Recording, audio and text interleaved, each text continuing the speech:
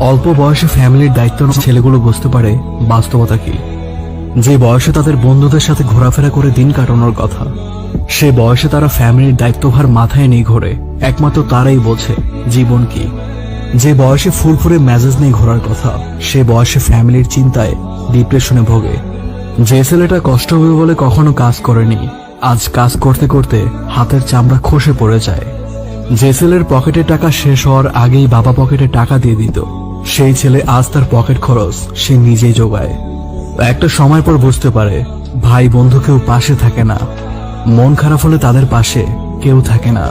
অল্প বয়সের ফ্যামিলির দায়িত্ব নেওয়া ছেলেগুলোই দেখে পৃথিবীর মানুষের আসল রূপ।